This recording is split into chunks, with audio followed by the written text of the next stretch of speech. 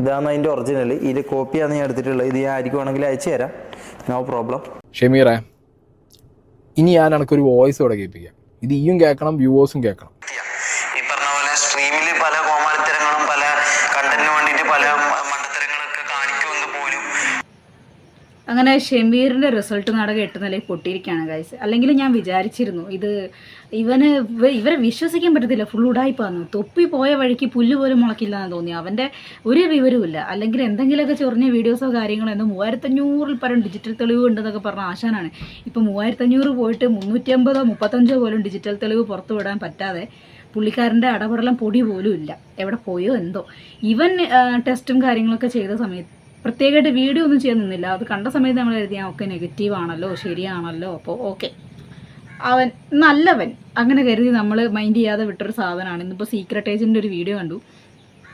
അവൻ കൃത്രിമം കാണിച്ചു. അതായത് ലാബിൽ നിന്ന് കൊടുത്ത റിപ്പോർട്ട് എന്തിലോ ഇട്ട് എഡിറ്റ് ചെയ്തിട്ട് പോസിറ്റീവ് ഉണ്ടായിരുന്ന സാധനങ്ങളെല്ലാം മാറ്റി അങ്ങോട്ട് നെഗറ്റീവാക്കി. എമ്പടെ വിരതാ, നിൻ്റെ ബുദ്ധി വിമാനമാണല്ലോ, ഉപ്പിലിട്ട് വെക്കുക കൊണ്ടുപോയിട്ട്. അല്ലെങ്കിൽ ഈ ലബോറട്ടറിക്കാർ പൊട്ടന്മാരാണല്ലോ. അവർ ഈ സാധനം ഇങ്ങനെ പുറത്തു വിട്ട് ഇവൻ ഇത്രയും വൈറലായ സ്ഥിതിക്ക് എന്താണെങ്കിലും അവൻ്റെ വീഡിയോ അവർ കാണും. അപ്പോൾ ഈ റിസൾട്ട് ഇങ്ങനെ പോസിറ്റീവായ സാധനങ്ങളുടെ നെഗറ്റീവ് ആണെന്ന് പറയുമ്പോൾ അത് അവരുടെ ക്രെഡിബിലിറ്റി, അതായത് ഈ ലാബിൻ്റെ ക്രെഡിബിലിറ്റിനെ ചോദ്യം ചെയ്യുന്ന രീതിയിലും പിന്നെ അവർക്ക് അവർ ചെയ്യുന്ന ജോലിനോട് ഒരു ആത്മാർത്ഥത കാര്യങ്ങളൊക്കെ ഉണ്ടാവും. അപ്പോൾ അതിൻ്റെ പേരിലും അവരെന്ത് ചെയ്തിട്ടുണ്ട്, ഇയാവനെതിരെ കേസ് കൊടുത്തിട്ടുണ്ട്. ഈ റിപ്പോർട്ട് തിരുത്തി തെറ്റായ രീതിയിൽ സമൂഹ മാധ്യമങ്ങളിലൂടെ പ്രചരിപ്പിച്ചതിന് ഇയാൾക്കെതിരെ കേസ് കൊടുത്തിട്ടുണ്ട്. ഇവൻ ആ റിസൾട്ട് വാങ്ങി കയ്യിൽ വെച്ച് മിണ്ടാതിരിക്കുകയാണെങ്കിൽ പിന്നെയും വേണ്ടിയില്ല, റിസൾട്ട് നെഗറ്റീവ് ആട്ടോന്നും പറയും. ഇവൻ അത് തെളിയിക്കുമെന്നും പറഞ്ഞിട്ട് സീക്രട്ട് ഏജൻറ്റിനെ പോയി വെല്ലും കൂടെ വിളിച്ചു. ഇപ്പം എങ്ങനെയുണ്ട്, സീക്രട്ട് ഏജൻറ്റ് ഒന്നെല്ലാം തെളിയിച്ച് അടപടല മൂഞ്ചി കുത്തിയിരിക്കുകയല്ലേ. ശരി, അങ്ങനെയാണെങ്കിൽ നമുക്ക് ഷമീറിൻ്റെ റിസൾട്ട് വീഡിയോ ആദ്യം ഒന്ന് കാണാം, എന്നിട്ട് സീക്രട്ട് ഏജൻറ്റിൻ്റെ വീഡിയോ കാണാം. ഇതാണ് അതിൻ്റെ ഒറിജിനൽ. ഇതിൽ കോപ്പിയാണ് ഞാൻ എടുത്തിട്ടുള്ളത്. ഇത് ഞാൻ ആയിരിക്കും വേണമെങ്കിൽ അയച്ചു തരാം, നോ പ്രോബ്ലം. അപ്പോൾ ഇതാ ഡേറ്റും ഇതൊക്കെ കണ്ടല്ലോ. ഇതാ എൻ്റെ പേര് കണ്ടോ, മുഹമ്മദ് ഷമീർ TK. ഇതാ വയസ്സ് 25, സെൽഫ് ഇതാ. ഓക്കെ, ഇനി ഞാൻ ബാക്കി കാര്യങ്ങൾ കാണിച്ചു തരാം. ഇതാണ് ഇപ്പോൾ ഉള്ള ഇത് മനസ്സിലായോ. ഇതൊക്കെയാണ് ഞാൻ നടത്തിയ ടെസ്റ്റ്. ഇപ്പോൾ ഉള്ള ഏത് ഫുള്ള് നെഗറ്റീവ്, ഒന്നുപോലും പോസിറ്റീവ് ഇല്ലാതെ ഫുള്ള് നെഗറ്റീവ്.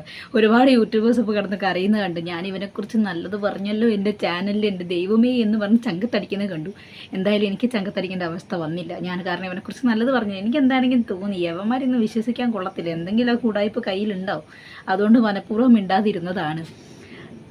എന്തോന്നേടെ ഇത് ഇച്ചിരിയെങ്കിലും ബുദ്ധി, കുറച്ചെങ്കിലും വിവരം, അല്ലെങ്കിൽ സാമാന്യ ബോധമുള്ള ഒരാൾക്ക് ചിന്തിച്ചാൽ മതി. പോസിറ്റീവായിട്ട് കിട്ടിയൊരു റിപ്പോർട്ട് സോഷ്യൽ മീഡിയയിലൂടെ നെഗറ്റീവാണെന്നും പറഞ്ഞുകൊണ്ട് പബ്ലിക്കാക്കി കഴിഞ്ഞാൽ ഇതുമായി ബന്ധപ്പെട്ട ആൾക്കാർ കാണുന്ന സമയത്ത് എനിക്കൊരു ചോദ്യം വരും. ഇത് അവരുടെ ക്രെഡിബിലിറ്റിനെ ബാധിക്കുന്ന വിഷയമാവും. മറ്റാരെങ്കിലും അതിനെക്കുറിച്ച് അന്വേഷിച്ച് ചെന്ന് കഴിഞ്ഞാൽ അവർ റിപ്പോർട്ട് തിരുത്തി ഇവന് കൊടുത്തു, പൈസയ്ക്ക് മറിഞ്ഞു എന്നൊക്കെ പറയുമ്പോൾ അത് അവരെ നെഗറ്റീവായിട്ട് ബാധിക്കും, അവിടെ വർക്ക് ചെയ്യുന്ന ആൾക്കാരെ ബാധിക്കും. അപ്പോൾ അത് എന്നെ ബാധിക്കും. ഇതൊക്കെ സ്വാഭാവികമായി ചിന്തിച്ചാൽ പോരെ. അതുപോലും ചിന്തിക്കാതെ കിട്ടിയൊരു സാധനം അത് ഡൗൺലോഡ് ചെയ്തെടുത്ത് എന്തിലോ ഇട്ടിട്ട് എഡിറ്റും ചെയ്തിട്ട് നെഗറ്റീവ് പോസിറ്റീവ് എല്ലാം പിടിച്ചു വെച്ച് നെഗറ്റീവ് ആക്കിയിട്ട് അവൻ വന്നിരുന്ന് നന്മാരം കളിക്കുക. അടിച്ച് പപ്പടമാക്കേണ്ട സമയം കഴിഞ്ഞു. സീക്രട്ട് ഏജൻറ്റിൻ്റെ വീഡിയോ കാണാം. അവർ ആ ലബോറട്ടറിയിലെ ആളുമായിട്ട് സംസാരിക്കുന്ന ഒരു ഓഡിയോ ക്ലിപ്പും കൂടെ പുറത്തു വിട്ടിട്ടുണ്ടെന്ന് കാണാം. ഷമീറെ, ഇനി ഞാൻ എനിക്കൊരു വോയിസ് ഇവിടെ കേൾപ്പിക്കാം. ഇത് ഈയും കേൾക്കണം, വ്യൂവേഴ്സും കേൾക്കണം. ഓക്കെ, ഈ വോയിസിനകത്ത് സംസാരിക്കുന്നത് ഈ ലാബുമായിട്ട് ബന്ധപ്പെട്ട ആ ലാബിലെ ഒരു ഹയർ ഉദ്യോഗസ്ഥനാണ്. എനിക്ക് ഈ പറഞ്ഞ മിസ്മാച്ച് ആദ്യം മനസ്സിലായപ്പോൾ ഞാൻ ഇതിൻ്റെ പിന്നാലെ പോയി. അവിടുന്ന് വന്ന റിസൾട്ട് അല്ല ഇവൻ കാണിച്ചത് എന്നുള്ളത് എനിക്ക് ഉറപ്പായപ്പോൾ ഞാൻ ആ ലാബുമായിട്ട് ബന്ധപ്പെട്ട അവിടുത്തെ ഒരു മെയിൻ വ്യക്തിയെ വിളിച്ച് സംസാരിച്ചതിൻ്റെ വോയിസ് റെക്കോർഡ് നിങ്ങൾ കേട്ടോ. വല്ല കാര്യം ഉണ്ടായിരുന്നോ? മിണ്ടാതെ അവിടെ വായ അടക്കി വെച്ച് കിടന്നാൽ പോരെ. വായിൽ നാക്ക് പിഴയ്ക്കും എന്ന് പറയുന്ന ഇതാണ്. ഇപ്പം എങ്ങനെയുണ്ട്, കേസിൻ്റെ മേലെ കേസ് ഇങ്ങനെ വരിയായി വന്നുകൊണ്ട് എന്തെങ്കിലും ഇത് കഴിഞ്ഞതിന് ശേഷം അവൻ്റെ നിഴൽ പോലും ഇല്ല കേട്ടോ. ഒരു വീഡിയോ പോലും അവൻ ചെയ്തിട്ടില്ല. തെറ്റാണെന്ന് പറഞ്ഞൊന്നും അവൻ നിഷേധിക്കൊന്നും ചെയ്തിട്ടില്ല. വല്ല കാര്യം ഉണ്ടായിരുന്നു, മിണ്ടാതെ അവിടെ ഇരുന്നാൽ പോരെ. വല്ലാണ്ട് പോയി സീക്രട്ട് ഏജൻറ്റിന് വേറെ ആൾക്കാരെയും പോയി ചൊറിഞ്ഞിട്ട് കഷ്ടം. ഹലോ, ഹായ്, എൻ്റെ പേര് സായി കൃഷ്ണൻ എന്നാണേ. ഓക്കെ, ഞാൻ ലിയോ ലാബ്സിന്റെ ഒരു കണ്ണൂർ, നിങ്ങളുടെ അതന്നെയല്ലേ നിങ്ങളുടെ സ്ഥാപനം? ഓക്കെ, എനിക്കൊരു യൂട്യൂബ് ചാനലുണ്ട് സീക്രട്ട് ഏജന്റ് എന്ന് പറഞ്ഞിട്ട്.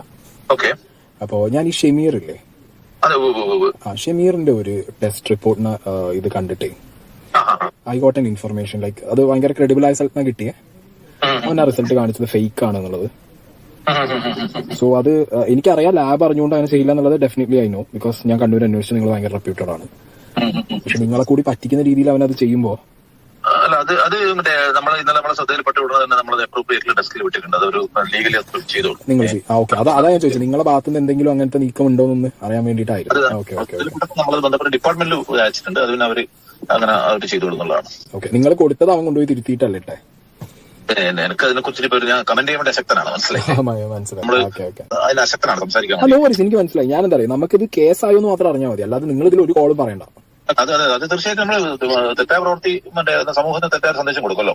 അതുകൊണ്ട് നമ്മൾ ശ്രദ്ധയിൽപ്പെട്ടപ്പോൾ നമ്മൾ ടോപ്പ് മാനേജ്മെന്റ് അറിയിച്ചിരുന്നു. ഓക്കെ, അത്രയും നമ്മൾ വെക്കുന്നുള്ളൂ. വീഡിയോ വല്ലാണ്ട് ലെങ്തി ആയിപ്പോൾ, അതുകൊണ്ട് കുറച്ച് ഭാഗം നമ്മൾ വെക്കുന്നുള്ളൂ. എന്താണെങ്കിലും അവൻ ആ റിസൾട്ട് മുക്കിന്ന് മാത്രമല്ല, മുക്കിയ റിസൾട്ടിലും കുറച്ച് മായം കൂടെ കലർത്തി അത് പൊക്കി, അത് അവനെ നല്ല പുള്ളയാക്കുന്ന രീതിയിൽ അത് അവൻ ആൾക്കാരുടെ ഇടയിലോട്ട് പ്രചരിപ്പിക്കുകയും കൂടെ ചെയ്തു.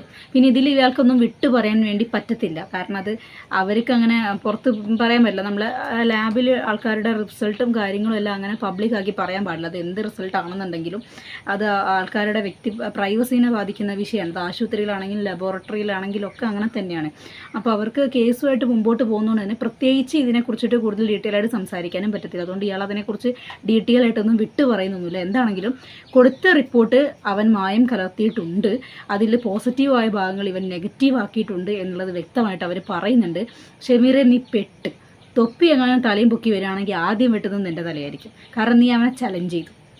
ഞാൻ റിപ്പോർട്ട് എടുത്തു, എൻ്റെത് ഫുള്ള് നെഗറ്റീവാണ്, മറ്റവൻ അവിടെ പോയി ഒളിച്ചു, ഇവിടെ പോയി ഒളിച്ചു, ധൈര്യം ഉണ്ടവർ ഇത് തെളിയിക്കട്ടെ, ഞാൻ ആർക്ക് വേണമെങ്കിൽ റിപ്പോർട്ട് തരാം, ആര് പറയുന്ന സ്ഥലത്ത് വേണമെങ്കിലും ഞാൻ വന്ന് ടെസ്റ്റ് ചെയ്യാം, ഇങ്ങനെയൊക്കെ പറഞ്ഞ് വായിക്ക് വന്നത് കോതയ്ക്ക് പാട്ടെന്ന് പറയുന്നവരെ ലൈസൻസ് ഇല്ലാണ്ട് നീ എന്തെല്ലാമോ വിളിച്ചു പറഞ്ഞു.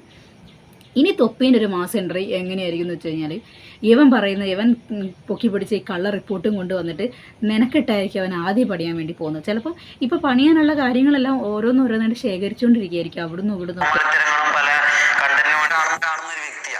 ഈ പറഞ്ഞ പോലെ സ്ട്രീമിൽ പല കോമാളിത്തരങ്ങളും പല കണ്ടന്റിന് വേണ്ടിയിട്ട് പല മണ്ടത്തരങ്ങളൊക്കെ കാണിക്കുമെന്ന് പോലും അതെന്റെ പ്രൊഫഷനാ അല്ലെങ്കിൽ അതെന്റെ ടാലന്റോ പ്രൊഫഷനോ? നീ കാണിച്ചതൊക്കെ ടാലന്റും പ്രൊഫഷനായിട്ട് ബന്ധപ്പെട്ട കാര്യങ്ങളാണോ? ഇതാണോ നിന്റെ ടാലന്റ്? ഇതാണോ നിന്റെ പ്രൊഫഷൻ? ഇതിങ്ങനെയാണോ ആൾക്കാരെ എൻ്റർടൈൻ ചെയ്യിക്കുന്നത്? സ്ത്രീകളെ പിടിച്ചു വെച്ച് ഞെക്കി ഞെണ്ടി വിടുക, അവരെക്കുറിച്ച് തെറ്റായ രീതിയിൽ ലൈംഗിക ചൊവ്വയോടുകൂടി സംസാരിക്കുക, സ്ലട്ട് ഷെയിം ചെയ്യുക, ഇതൊക്കെയാണോ നിങ്ങളുടെ വിനോദങ്ങൾ? ആഹാ, നല്ല ടാലന്റ്, കീപ് ഇറ്റ് അപ്പ്. ഈ പറഞ്ഞ പോലെ ഓഡിയൻസിനെ എന്റർടൈൻ ചെയ്യാൻ വേണ്ടി ഞാൻ ചെയ്യുന്ന കാര്യങ്ങളാണ്. എന്റെ പേഴ്സണാലിറ്റി അല്ല അത്, നിങ്ങൾ ആദ്യം മനസ്സിലാക്കണം. നിന്റെ എന്റർടൈൻമെന്റ് കട്ടിലേക്ക് കിടന്ന് ഞങ്ങൾ കണ്ടായിരുന്നു തൊപ്പി പുറത്ത് വിട്ടപ്പം. പേഴ്സണാലിറ്റി അതല്ല, അതെന്റെ ജസ്റ്റ് ഈ പറഞ്ഞ എന്റെ പ്രൊഫഷനാണ്. എന്റെ ആൾക്കാർ എന്റർടൈൻമെന്റ് പർപ്പസിനാണ് ഇപ്പൊ എന്നെ കാണാൻ വരുന്നത്. അപ്പൊ ഞാൻ അവരുടെ അടുത്ത് സീരിയസ് ആയിട്ട് സംസാരിച്ചതിനെ കൊണ്ട് കാര്യമില്ല, മനസ്സിലായി? അവർ എന്റർടൈൻമെന്റിനാണ് വരുന്നത്. അതുകൊണ്ട് ഞാൻ എന്റർടൈൻമെന്റ് ചെയ്യാൻ വേണ്ടി ഞാൻ എന്ത് രീതിക്കുള്ള ഇതും ചെയ്യും. എന്ത് രീതിക്കും മീൻസ് റിപ്പോർട്ട് മുക്കിയതും അതേപോലുള്ള ഒരു എന്റർടൈൻമെന്റിന്റെ ഭാഗമായിരിക്കും അല്ലേ? ഏതടാ ഇവൻ? മീൻസ് തമാശ രീതിക്ക് ഫണ്ണായിട്ടാണ് അവരുടെ അടുക്കൽ നമ്മൾ കാണുന്ന, നമ്മൾ ഓഡിയൻസിന്റെ ഇടയിൽ അത് ഫണ്ണാണ്. അതിന് വേണ്ടിയിട്ടുള്ള കാര്യങ്ങളൊക്കെ ഞാൻ ഒരു പരിധി വിടാതെ നീ കണ്ടായിരുന്നു, കുറേ വീഡിയോ കണ്ടായിരുന്നു. ഞാൻ ചെയ്യാറുണ്ട്. പക്ഷെ അത് കണ്ട് നിങ്ങൾ അതിന്റെ പേഴ്സണാലിറ്റി ഒരിക്കലും വിലയിരുത്തരുത്. അയ്യോ, പിന്നെ പേഴ്സണാലിറ്റി വിലയിരുത്തരുത് അല്ലേ? നീ തൊപ്പിൻ്റെ കൂടെ ഉണ്ടായിരുന്ന സമയത്ത് കാട്ടിക്കൂട്ടിയ കോപ്രായങ്ങൾ, നീ ഉപയോഗിക്കുന്ന ഡ്രഗ്സിൻ്റെ കണക്ക് തൊപ്പി വിളിച്ചു പറഞ്ഞപ്പം, ഒരു പെണ്ണിനെ കൈ കിട്ടിയ സമയത്ത് നീ അതിനോട് കാണിച്ച പരിപാടി, ഒരു ഷഡ്ഡി ബ്രേസർ വിൽക്കുന്ന കടയിൽ പോയി ഒരു ഡമ്മീൻ്റെ മേലെ നീ കാണിച്ച ആസക്തി നിറഞ്ഞ മറ്റു പല കോപ്രായങ്ങൾ, ഇതെല്ലാം കണ്ടിട്ട് ഞങ്ങൾ നിൻ്റെ ക്യാരക്ടറിനെ മോശമായി ചിത്രീകരിക്കരുത്. ഇതൊക്കെ എൻ്റർടൈനിങ് പർപ്പസിന് വേണ്ടി മാത്രം ചെയ്ത ആൾക്കാരെ ചിരിപ്പിക്കാൻ. എന്നിട്ട് നാട്ടുകാർ മുഴുവൻ അവിടെ ഇരുന്ന് ചിരിക്കുകയായിരുന്നു. ഇനി നീ മിണ്ടരുത്, നിൻ്റെ കോട്ട കഴിഞ്ഞു. ഇനി നീ വാ തുറക്കരുത്. ഇനി നിന്നെക്കുറിച്ച് പറയേണ്ട കാര്യങ്ങളെല്ലാം ചാനലിൽ മാധ്യമങ്ങളിൽ വാർത്തയാവുന്ന സമയത്ത് നമ്മൾ എടുത്ത് വെച്ച് റിയാക്ട് ചെയ്തോളാം. ഇനി മേലെ ഈ പരിപാടി കാണിക്കരുത്. ഈ കേസുമായിട്ട് റിലേറ്റ് ചെയ്ത് ആരെങ്കിലുമൊക്കെ ഒപ്പമുള്ള സമയത്ത് മാത്രം നീ പോയി ടെസ്റ്റ് ഉണ്ടാക്കിയിട്ട് റിസൾട്ട് പുറത്ത് വിട്ടാൽ മതി. നിൻ്റെ റിസൾട്ട് കണ്ടില്ലെങ്കിലും ഇപ്പോൾ ആർക്കും വലിയ കുഴപ്പമൊന്നുമില്ല. നീ ഇനി അതിന് കഷ്ടപ്പെട്ട് മെനക്കേടൊന്നും വേണ്ട. എന്താണെങ്കിലും മോനെ, നിന്നെ നമിച്ച് നീ ഒരു കാട്ടുകള്ളം